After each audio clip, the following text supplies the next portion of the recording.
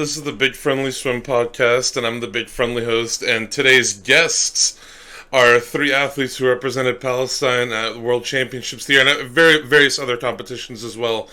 Valerie, Marina, and Mahmoud, how are you guys? Good, thanks for Hi, having how us. are you? We're good.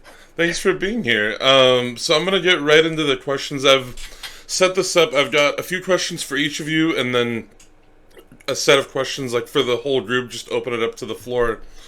So talk to me about like what it means for the three of you to represent Palestine internationally. Who wants to kick us off? I'll kick us off. Perfect. Well, one, it means a lot, and we're recording this podcast. It's October 7th, which is kind of crazy. I realized that I also realized that. yeah. So, I mean, it means a lot because we all have our roots are very, very deep in Palestine. So we have the chance to represent our nation, but represent our nation at a time when probably it's one of the most difficult times. And we get to have a presence at international competitions when people don't necessarily want us there. And I think that's one of the most special things and the biggest honor we could ever have is having a presence there and raising our flag. Yeah, I totally agree with that. I feel like just, representing Palestine, we fully do represent so many of the people who have gone through like insane things, like you can't even put it into words what they've gone through. And so for us to actually be able to, swim for them and like just show up and like show that our existence like is there and like that we do matter, I feel like is really important. Yeah, representing Palestine, like I feel it's not me representing. I feel I represent all the people, all the country, you know. I mean, I'll tell you So guys yeah, like I'll tell you guys like from me, um, like the three of you have kind of been like a lifeline in the swimming world for me of like seeing the way you've carried yourselves and the way you've competed. Like it is inspiring for Palestinian athletes who aren't. I'm not representing anybody internationally, um, but like I'll get out of bed in the morning and I'm like, I don't want to go to swim practice, and I'll think about people in Palestine, and I'll think about you guys, and I'll be like, okay, if these people are able to do it, like I can get up and get myself to the pool and swim for an hour. Like you guys definitely have had that impact that you're talking about. yeah, Can I just say something really quick with that? I just you were like such a big supporter for us in Singapore, and I really did appreciate that. Because I feel like sometimes people like just look at like the US or they look at Australia and they don't really like recognize like smaller countries. And I just like having that support genuinely was amazing. So yeah, thanks for that. And I've told you thanks. this. Yeah. Yeah. I think that comes from like I swam for junior college, so I swam for like basically in the college swimming in the US, like the lowest on the totem pole. So I feel like I always had to look at it from that perspective of like I'm not a D1 swimmer, but the stuff that I'm doing still matters, and the stuff that people around me are doing still matters. Like we're not setting NCAA records, but we're still going best times.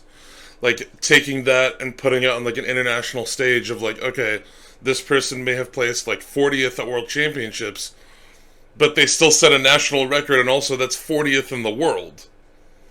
Yeah. Really puts it into perspective, I feel like. Yeah, definitely. So this was one that I thought would be fun to ask you all of what you think your biggest athletic inspiration is, but whether it be a Palestinian athlete or any other sport internationally, and how that inspiration that they've given you has influenced your approach to swimming. Oh, uh, I think you know it's Michael Phelps. We all have met Michael Phelps in Japan before 2 years. I we have he gave us lesson, and something I like about him is he never give up. He never gives up at all. Uh, he give us motivation. Always practice, practice. You can do it. So I think Michael Phillips is my best inspiration. Yeah, I feel like that's an amazing answer. Like you can't go wrong. I'm not gonna lie. I I have not had good experiences with Michael Phelps because I grew up swimming at meets with him. So I'm gonna completely 180 this one because Oh, Michael Phelps is not my inspiration. If it was a drama. US swimmer, it would be Katie Ledecky.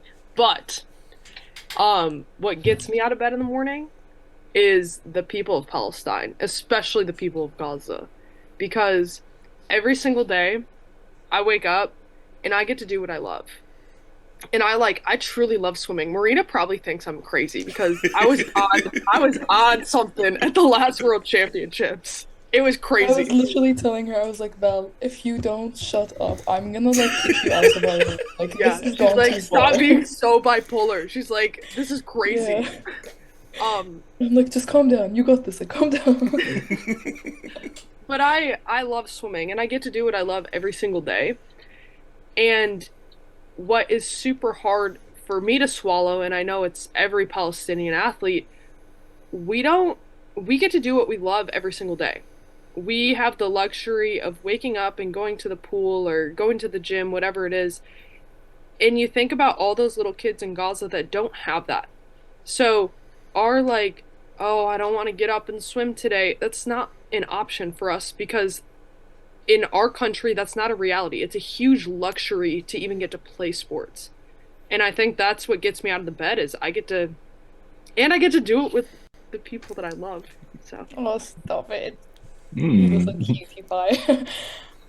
Yeah, same here. Like, I feel like we just take it, like, I don't think we do take it for granted, but some people do, and it's like, there are so many bigger issues in the world. Like, all we're doing is waking up, like, at 5 and going to the pool. Like, that's nothing compared to what they're going through, you know? Um, yeah. You And then, know, oh my God, biggest inspiration, sorry. no, no, go ahead, go I ahead. never, like, really answered the question. But I've actually got two. So one's a Palestinian athlete, and the other is just like an incredible woman who I feel like really built herself up. First one would be Palestinian, which is Sabine. You yeah, both know Sabine. We all love Sabine. Um, I knew that Her was story is absolutely incredible. Like I genuinely think you need to like talk to her, get her on the podcast. I don't even know, but yeah. she's genuinely amazing. And then second one is Alia Atkinson. You know the breaststroker? Yeah. Yeah. I feel mhm. like what she did, like I don't think any other Jamaican breaststroker from my knowledge She has gotten very to where she she's gotten. very narrowly missed an Olympic medal. Yeah, well, that's the thing. I'm like, I don't think anyone has gotten to where she is from like a small swimming Yeah. country. You know, like yeah, they're dominant in like track, but they're not dominant in swimming. So I feel like yeah, that's really inspiring. I remember like when I was a kid watching like recaps of the London Olympics, and like I think she missed out on a medal in the 100 breaststroke by like a tenth of a second or something ridiculous. Yeah. Like such a narrow margin, and it would have been such a like fantastic highlight to her career. Oh, literally. No, but she's done amazing Oh things. yeah, Like yeah, she's insane. but yeah, I think you guys put it so well. Of like, I mean, I've talked to you, Marina, about this. About like, I've weirdly felt this like survivor's guilt of Yeah. like my grandparents left Palestine in the 40s. My parents immigrated from Lebanon in like the 70s and 80s.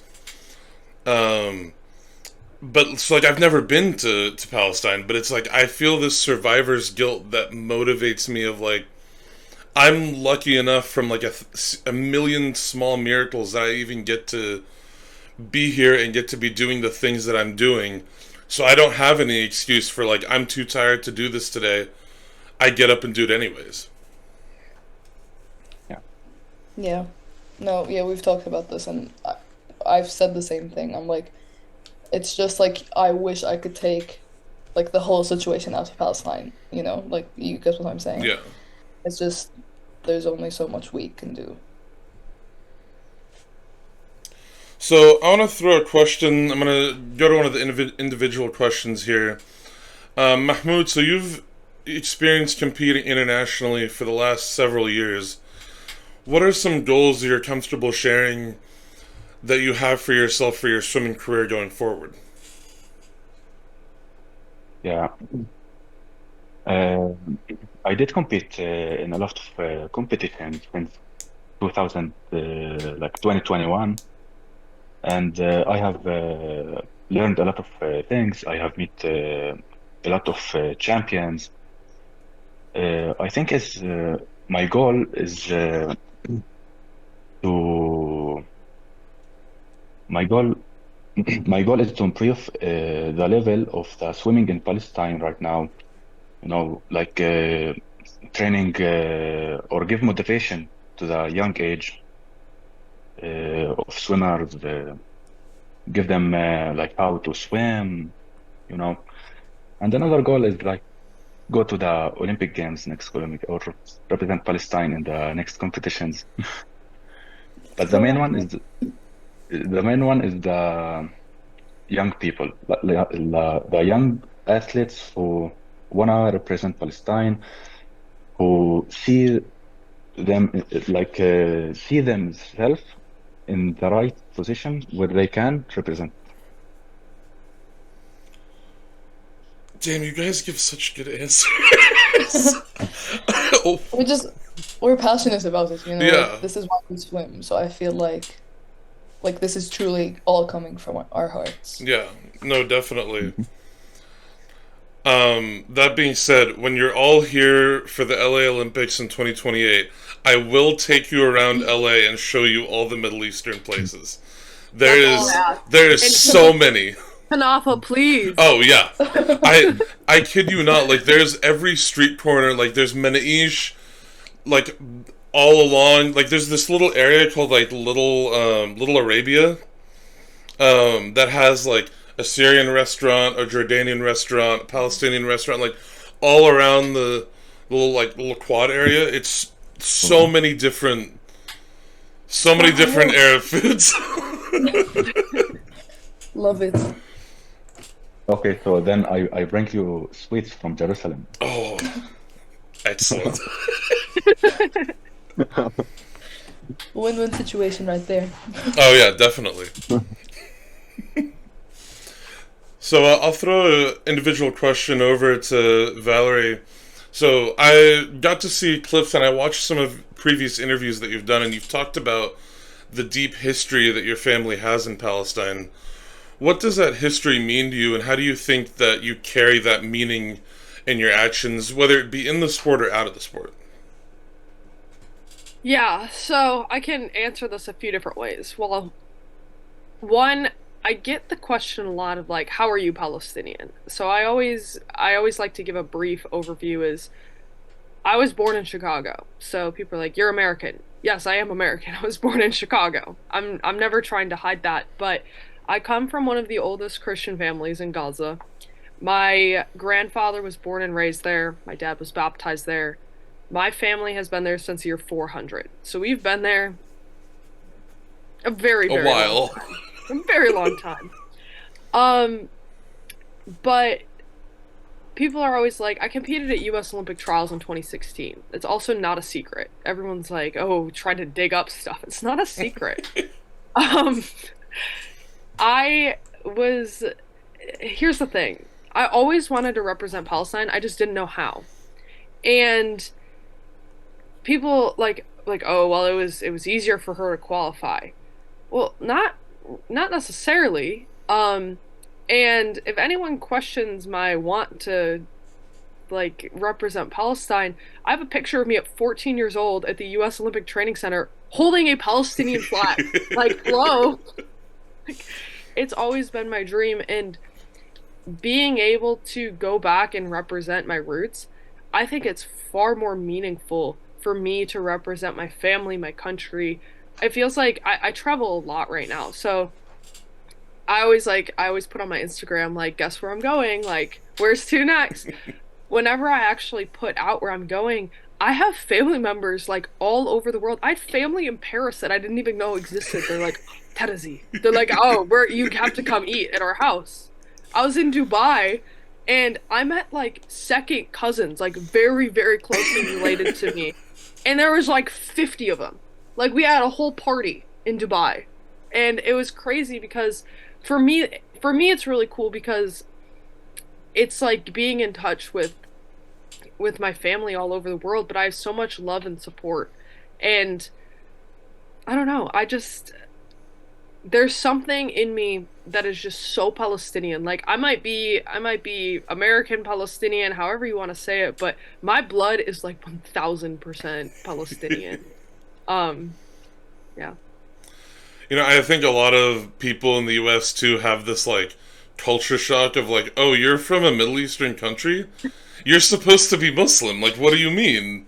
Yeah, I love that one too. They're like I love the Instagram comments. They're like I'll post a picture in like a one-piece swimsuit and people will be like try wearing that in Palestine. I was like, actually I have like multiple times and I'm still alive. We're still good, guys. Like we're all good here.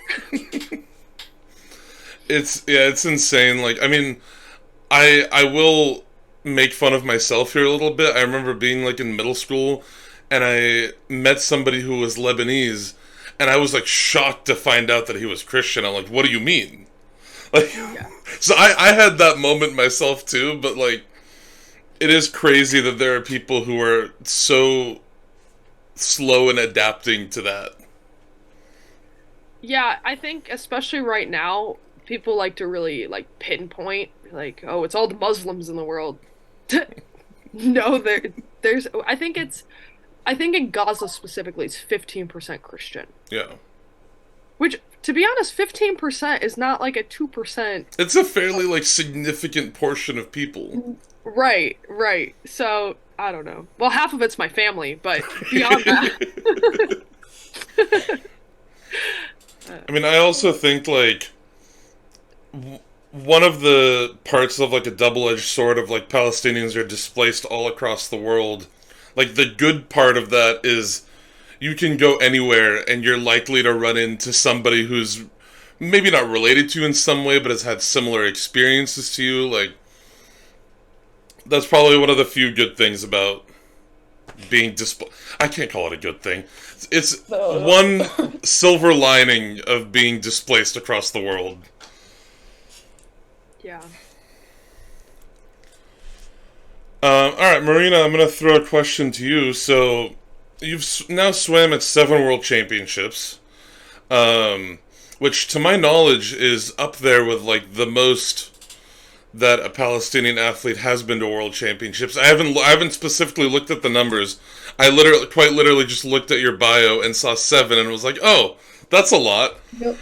I updated it because I knew you would do that. I was like, I need to fix this before, because remember last time you were like, oh, it was like 5 or something. I was like, oh, I never actually updated this. So I had to go back and be like, oh, it's updated. I think it is, right? It says I think so. 7. Yep, I'm gonna say I Assuming think you 7 said is the right seven. number. I yeah, think yeah, you it said is. 7 when we were in Singapore, which it sounds Yeah, insane. Like, oh, yeah. just casual. 7, let's go. I'm just collecting participation at this point. She likes the water bottle collection. One right here.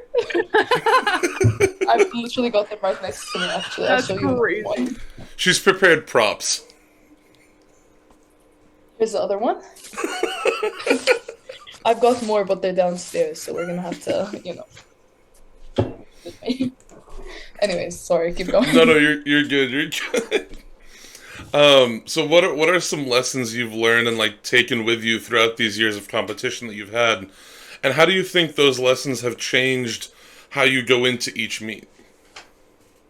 Okay, I'm gonna answer the first half, and then can you ask me the other half Yeah.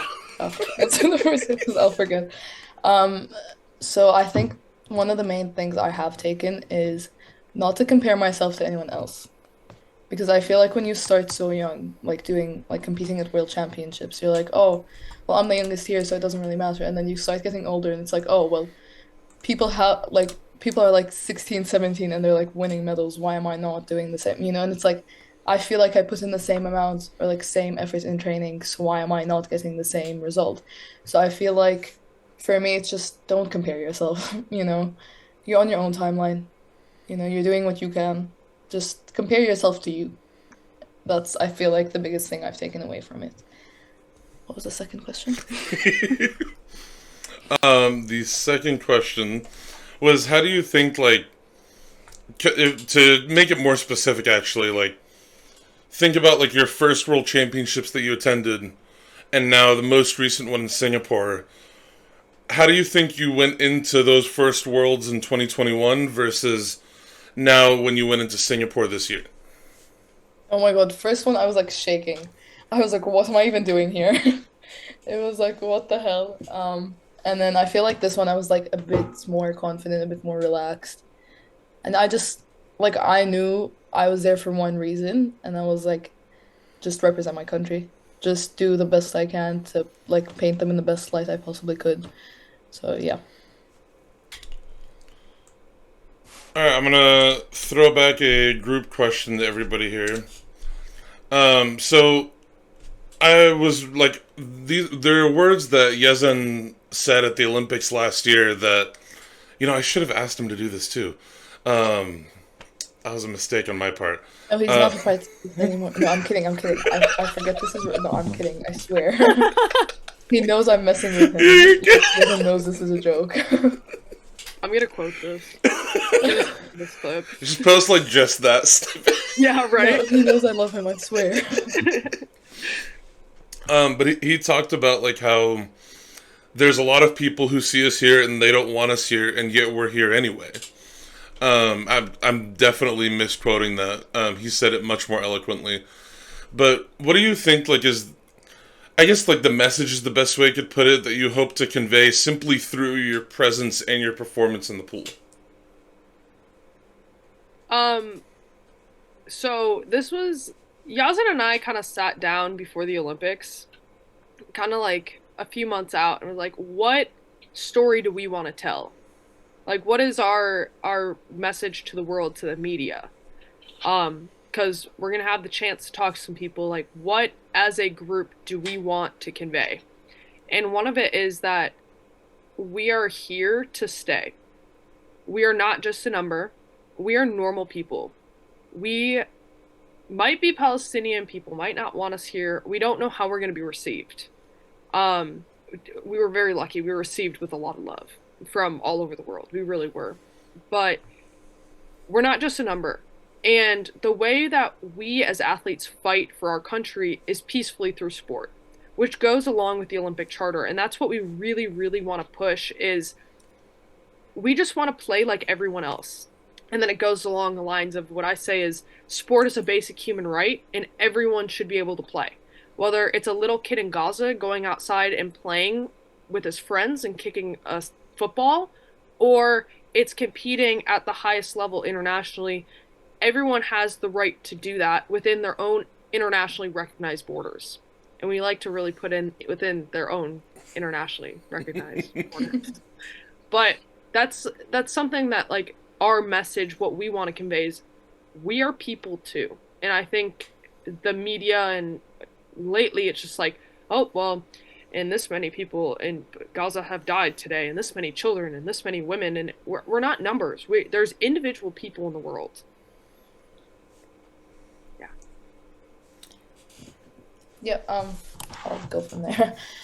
Yeah, I feel like that was a really good like answer to that. Like, yeah. For me, I feel like that message, I would say, is yeah, basically what Val said. Plus, I feel like yeah, we do it for everyone in Palestine. So like the mothers who've lost children, the kids who don't have like the same resources that we do, so they can't play sports, or they don't like. You've got like basic human rights, and their basic human rights aren't being met. So like how do you go from like not being able to eat to playing sports? So I don't know. I feel like that's just a really can't find the right word for it that doesn't involve cursing. You It's get the what I harsh mean. reality of the situation. Yeah. Yeah. Yeah, what Valerie said is uh, plus we are here. Like we compete in the competition to say we are here. Like to all the people that Palestine have athletes, but you have to give us uh, the opportunity, give us the how I can say it. Like If you want to you say it in know, Arabic. Yeah, you can say it in Arabic, and I can just like put like subtitles under it if you want. you have to give us اللي هو الانتباه، يعني أعطونا. إيش Attention. يعني انتباه مارينا؟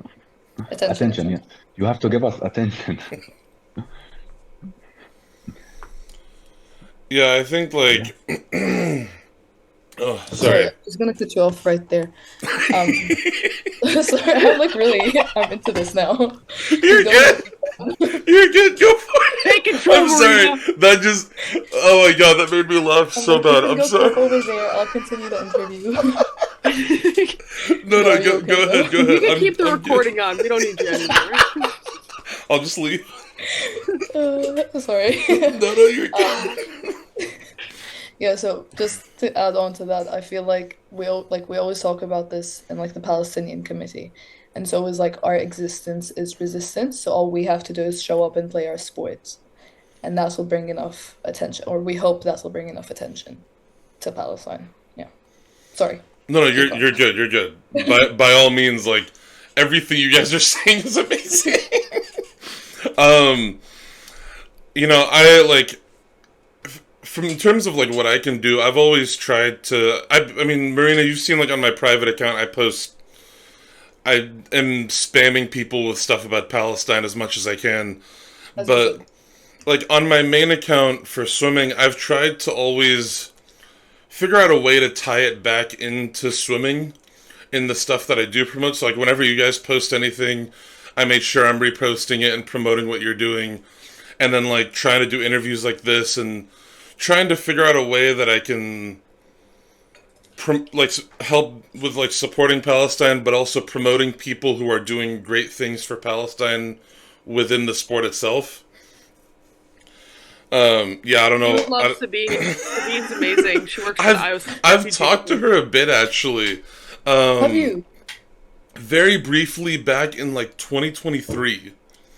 And I was like, "Do you want to get on for an interview?" She's like, "I'm so busy."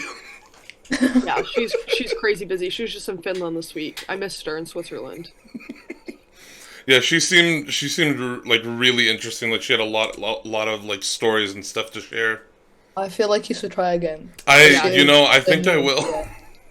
Her like genuinely her story is crazy. Like I feel like from memory I think she grew up in Palestine and then from she there, did. like through swimming, she ended up in like Spain or like Swi and then Switzerland. Yeah.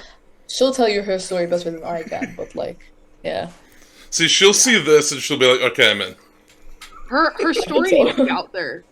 It really does because the things she had to go through younger too. Yeah. Yeah. Anyways, Yeah. we'll let her tell that story when Yeah, it's yeah. later. It's her story to tell. So, Valerie, you told me about this, and there was a reason why I put this up as a question. But I know you guys have all faced like difficulties in funding for traveling to meets and competing, and just for the stuff that you're doing. I was wondering if you could talk about that and how you've navigated that. Yeah. Well, one, I want to tell you our trip to Switzerland last week. I traveled with our Olympic Committee president and our technical director. It was very, very successful. So we met with our new IOC president, Kirsty Coventry, who's an Auburn alum. I Before didn't you go. know that actually. When I saw that, I was like, "That's pretty cool." Yeah, so I've actually known Kirsty for years, because she's always hanging around the pool deck. She's Yeah. legendary in the swimming world, the Oh yeah. Auburn world, and then push her where she is now. Um, but we went into this meeting with a few different goals, and one of them obviously is to rebuild infrastructure. We want to have a plan in place, and to set up a fund for that, which done. But we are really pushing with Olympic Solidarity to help fund us moving to the next quad. So, unfortunately, we don't have the money right now for grassroots. We are basically shut down from that kind of level of sport. But we do have additional funding to bring us to Youth Asian Games, Islamic Games, the Asian Games coming up, because the Asian Games will be the first Olympic qualifier for LA, for many sports. So it's not just swimming, but we have some really great younger and junior level athletes that we simply can't fund because we don't have the money to do it. And it's really sad, especially when it comes to, I'll give you an example. Maya, our younger swimmer, she's on our junior team or national team, kind of depends on the meet, but she's a great swimmer. She's in Ramallah training, but she didn't even get her visa to go to Junior Worlds. And we didn't have the funding to send her. So she didn't get a visa. Her parents were going to pay for it. And then on top of that, she she didn't even get the chance. And it's so sad because that's like the harsh reality of most Palestinians right now. Um, we were, and I had the chance to express this all to our IOC president. And one, she was more than helpful. Olympic Solidarity is going to really fund us. But again, there's only so much money they can give us. And right now, their focus is on LA and on the quad. So that's the focus right now, is getting us to those bigger international competitions to qualify us for LA.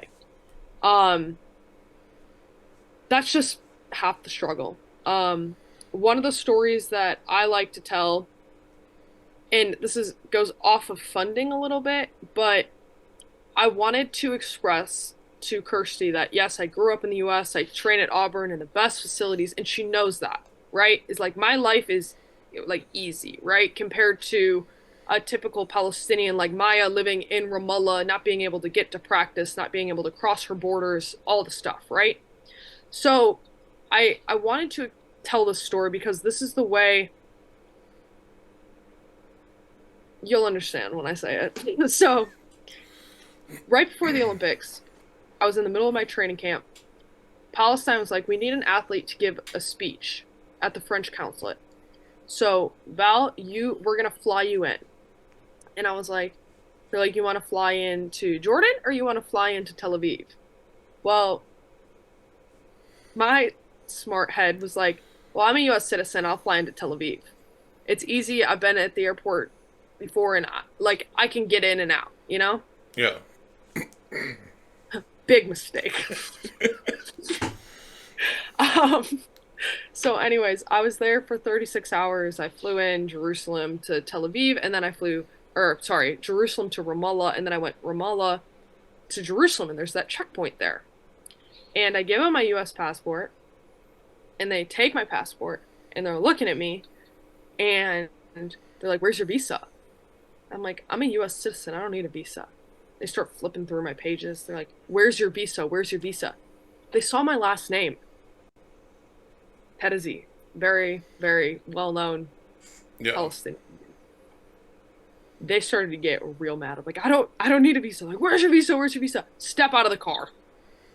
So I get out of the car, and I had 6 guns pointed at my head in Jerusalem days before the opening ceremony. And they're like, where's your visa? Where's your visa? I'm like, I don't have a visa. I'm a US citizen. I don't need a visa to go into your claimed area over here. And so I opened up my little bag, my little Lululemon bag, and I was like looking for my visa, right? Big mistake. Don't ever do that. Then they got real frustrated.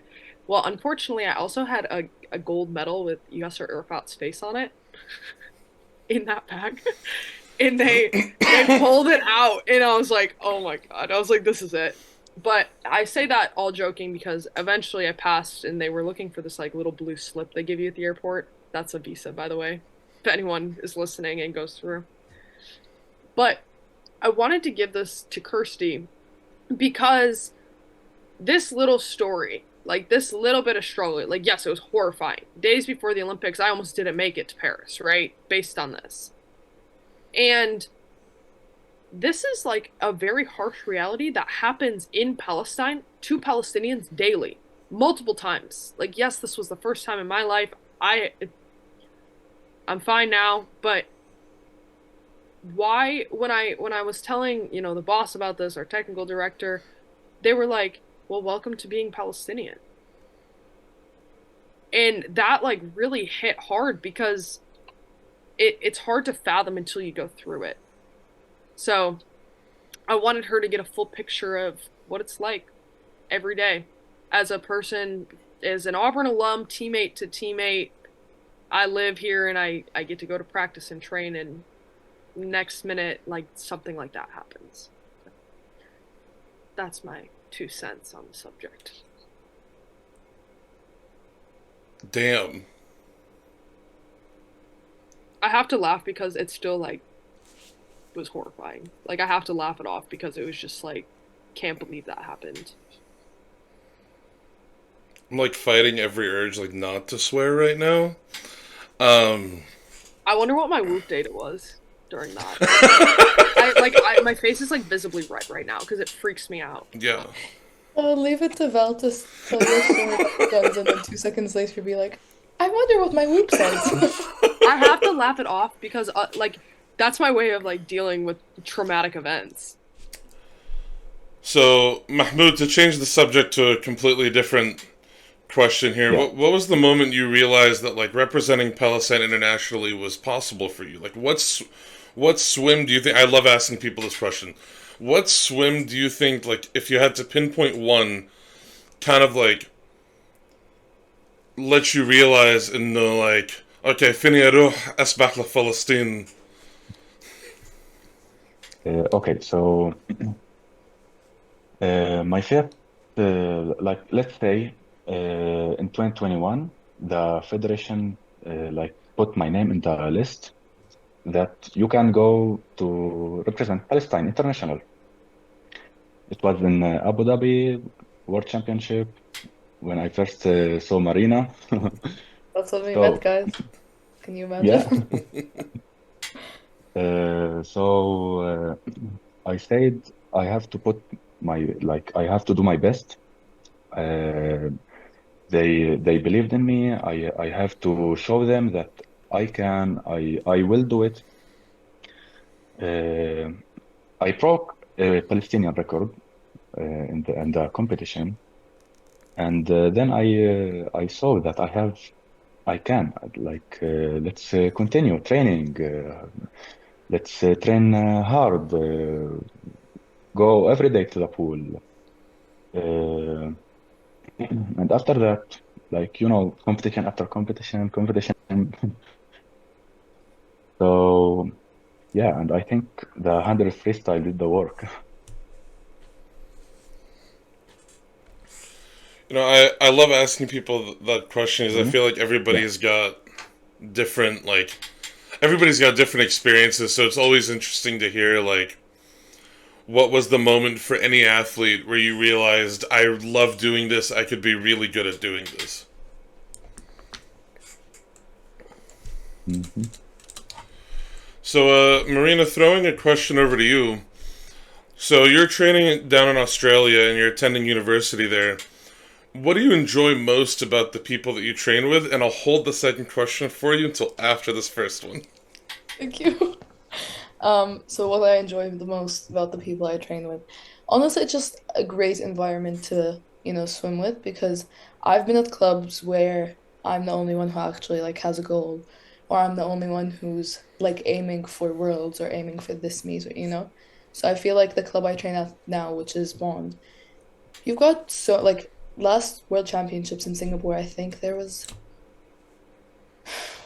so many of us. I think there was like probably around like 10, 15 of us at Worlds, like from the Australian team, from like just smaller countries, which I feel like is really good because, it's just like we're all on the same timeline, so you're never doing it by yourself, which I love. Yeah.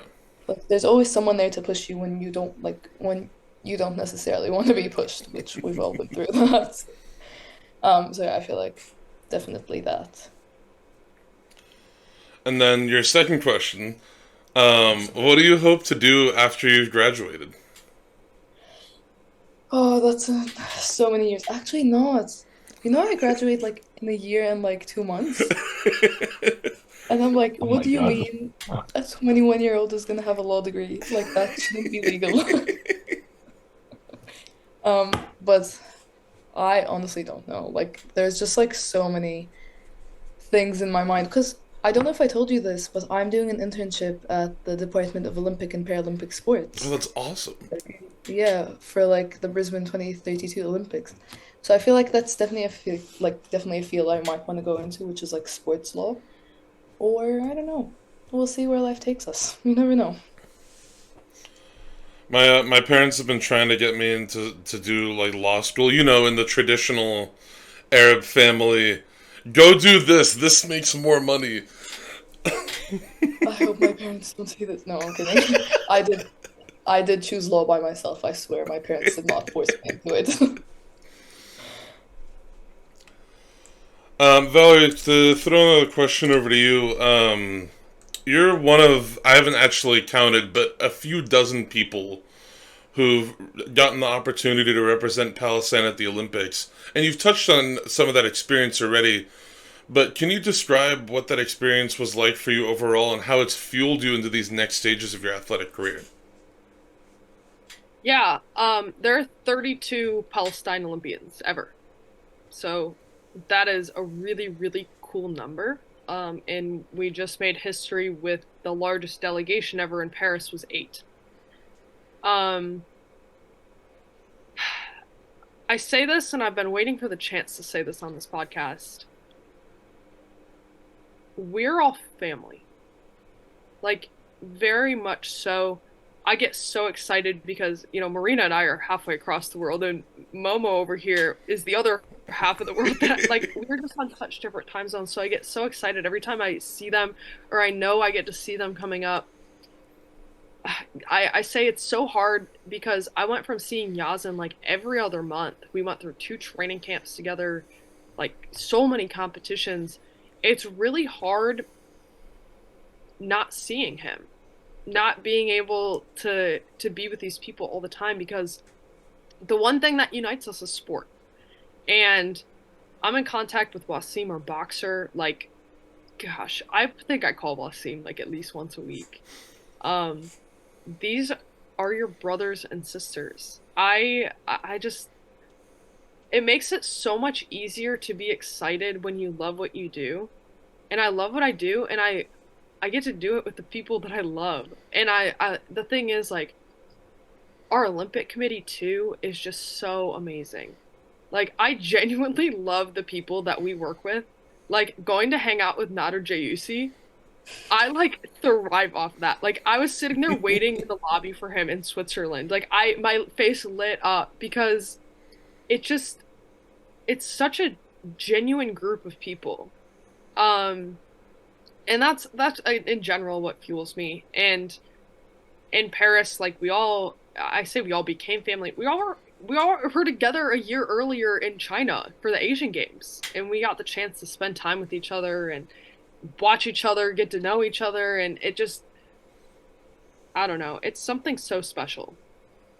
Um, I think I think it's interesting because at US and the university, you swim with 30 girls, 30 boys, and you go throughout university 4 years, and we have this thing we call it Auburn family because these are your brothers and sisters. But I think in professional swimming, you really lose that sense because you're not training with a college team. You're not training with university. You don't, have the same goals. It's different in the US and Australia. Marina's really lucky that she gets this. But Hey, I also go to uni there, so it might be a yeah, different like well, timeline. right. Yeah. But it's a little bit different because right now you still have that. You still have that group of people now representing Palestine and representing a small country.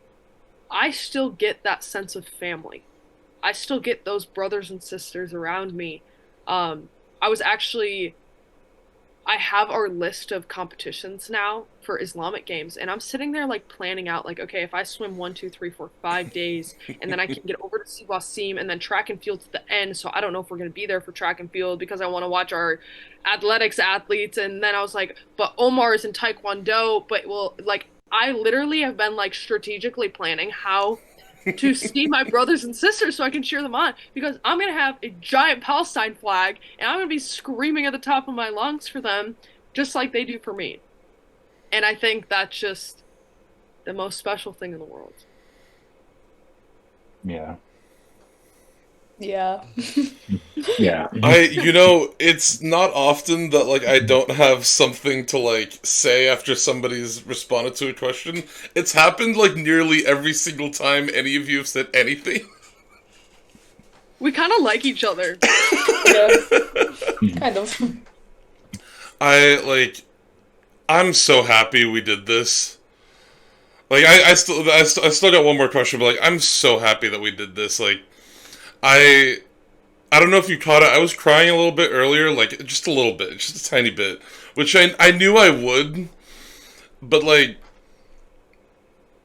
I don't know. And I've told Marina this. I think like just talking to you all is like such a form of catharsis. Like just being surrounded by people who come. I mean, we all come from different backgrounds, but you know what I mean when I say we come from like the same backgrounds. God, you Like touch guys are from the same awesome. cloth. Yeah, It's nice for someone that gets it. And I Yeah. think in the US we definitely have that missing. Like I have that yeah. missing. I don't Oh, really. definitely.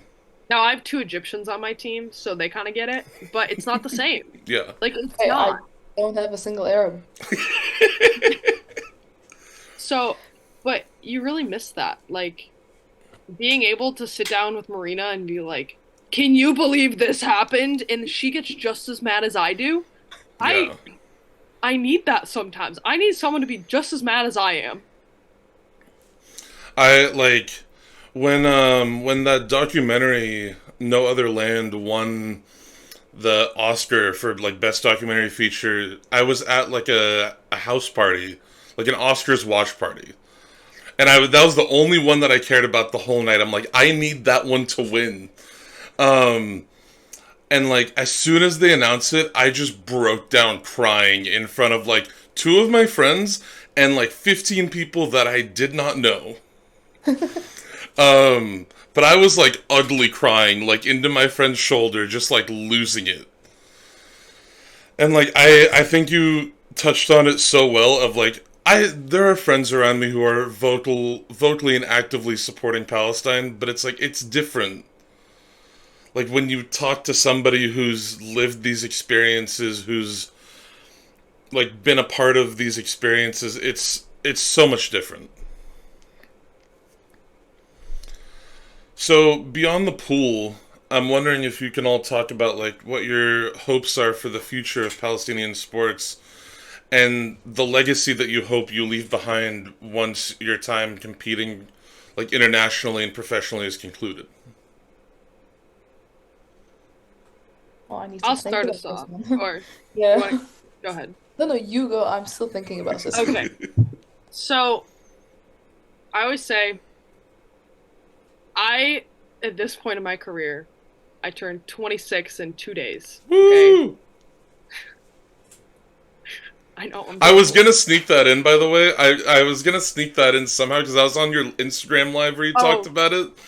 my I was kicking gonna as sneak well. it. Yeah, I was just about to say kicking it as well. it was gonna get brought up somehow, so I'm glad you did. Thank you. Yeah, so I've kind of been like really low key about this birthday because I'm like getting old now. But As now long as you're not 30, you're still young.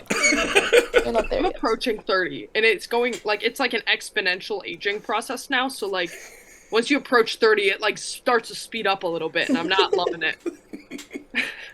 But we're going in for a graceful landing.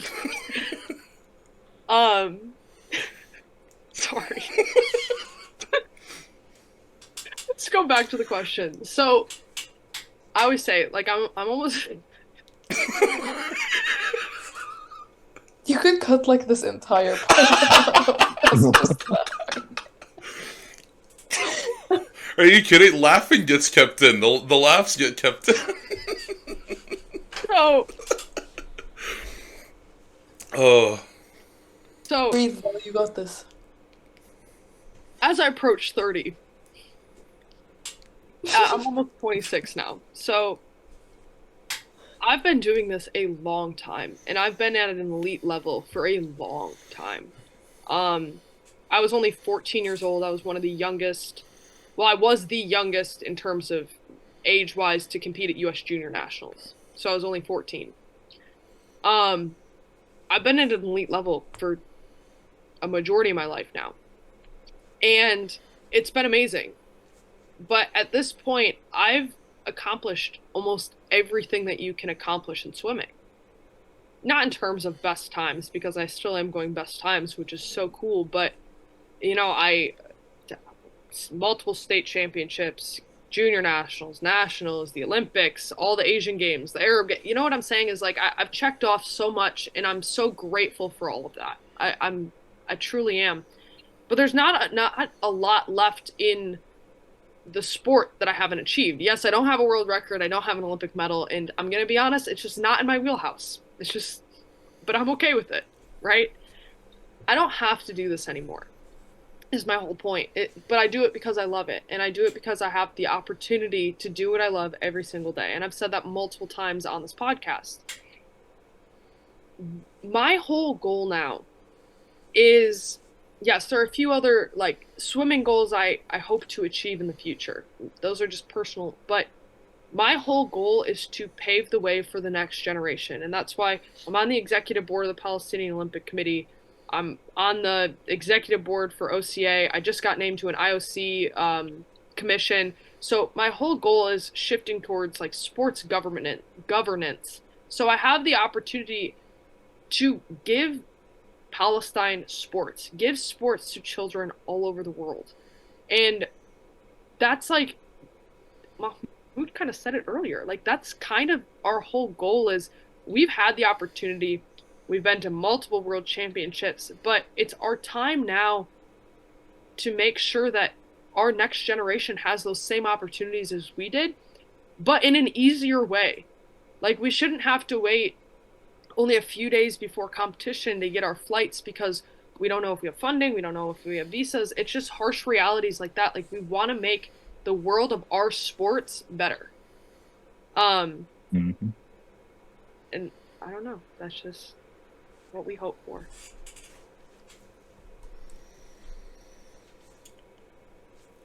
Yeah, I mean, And like the no, go ahead, go ahead.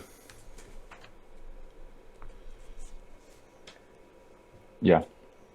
So like when the young age see us, they see that like the real athletes. Like we have to leave the right impression for them. So they can see like when they go and like me and Marina, we are still young. We have competitions, but after that, But Val's approaching okay, 30. after Past a quarter that, century. Ouch. okay, but after that, they will see us like in the right way. We left the right impression for them, so they can go and continue. Yeah, I love what both of them said because yeah, that's we've talked about this before. That's literally why we do it. Yeah, and also just I feel like to bring attention to Palestine as much as we possibly can, you know? So you've got like Palestinian athletes competing, you want as many eyes on those athletes as possible because you see that flag, you go back straight to Palestine and be like, oh, what's going on there? So I feel like that just brings awareness and attention to, the genocide going on. I think like Palestine Don't especially. get mad at me. What were you gonna say? And Val, don't get mad at me. You know what? Okay. In 32 days from now, when we're in Saudi, I'll show you how old I Oh am. my God. I am not getting involved in this. You guys can beat each other up. If it makes you feel any better, I'm turning 25 in April, and like every so often I think about that for a second, and I'm like, I'm in my mid-20s. Stop, okay? I'm approaching my late 20s. 26 can still be counted as Okay. mid. Okay, Val, we love you. Hey, you know what? I always say, when swimming's not fun is when I'll stop. I'm still going best times. Yeah. So, I'm training like I'm 14. I'm doing like 14K a day, so. Let's go.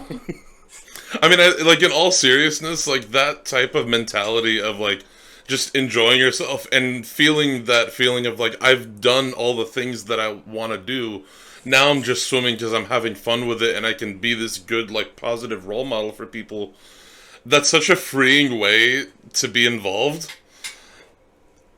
Yeah, it honestly, I'm very at peace with the sport because I almost quit my sport. Um, I'm very, very at peace. I always told myself I came to the point in my career where if I never won a best time again, I'd be 1000% okay. I'm just gonna do this to have fun and enjoy it. And since that moment, I've been so free, and that's when I started going best times again. Yeah. Well, that's all the questions that I had for you guys, but I wanted to open up the floor to if there was something we didn't cover, if there was something you felt needed to be said or that you wanted to say, like, this was the moment to just go for it. I really I want to thank the Olympic Committee and the Palestinian Swimming Federation that they always like talk with us ايش يعني بيدعمونا. They all support us. Yeah, so I want to thank them. Yeah, I think it's important to it's easy to get caught up in our little complaints about the things that we can't do or we have troubles with, but we have the Olympic Committee and our swimming federation that really they do their absolute best to get us where we need to go to make sure we're at the right competitions. And we have to definitely thank them because we couldn't swim and do our job without them doing theirs. So Yeah, I feel like yeah, they definitely use their like the resources that they have to the best of their abilities. Yeah, they do all that they can for us. So Yeah, true. yeah, but I also just want to we mentioned it earlier, but it is October 7th. It's a very dark day for us, especially, as athletes. So we just, our hearts are with everyone right now today. Yeah. I, like, in my head, like, when planning the interview, I didn't realize, like, I don't know, it didn't, like, click in my brain of, like, okay, this is gonna coincide on the same day, but, like, I, like, because I bother Marina all the time, um, I love it, don't worry. it's like this indescribable rage that I feel almost constantly. Like that it just like is there and I just don't know what to do with it. I take it out in the pool. I don't know what to do with it. Um but it's just constantly there and I think it's like slowly morphing into like I used to like be and I'm very ashamed of this. I used to be like ashamed to speak up and like say stuff but I realized that I needed to use the platform that I have, which obviously it's not a big one. Like, but I realized that I needed to use that platform to like do something. So, like that's when I texted all of you guys. I'm like, let's just do an interview. But yeah, I don't know where I'm going with this rambly tangent, but you get what I mean. Yeah. Well, I we're feel just grateful that you gave us a chance to give our stories, and that's what we asked Yeah. for, is opportunity for Yeah. us to share with your audience of what we got going on. Yeah. Yeah, for sure. Also on the thing, you know how you're like, I just have all this rage. I've actually found a few ways to help with that, which I've just started like going to a bunch of protests whenever I possibly can. It's just like you show up where you can show up. Yeah. We're not living there. We're trying our best, so this is what we can do. So yeah, definitely show up to protests, post about it, which you do, and I love that you do that. Like I used to never talk about it. Like yeah, I've been representing Palestine since I was like 12 years old, but like I lived in Jordan for a while, which I feel like if you've ever been to Jordan, like half of the Jordanians are Palestinians. So they basically know what's going on. So like moving from Jordan to Australia, where literally no one knows what's happening, it was kind of like, oh, so I need to be able to talk about this. I need to be able to, you know, like educate people if they ask me questions about it.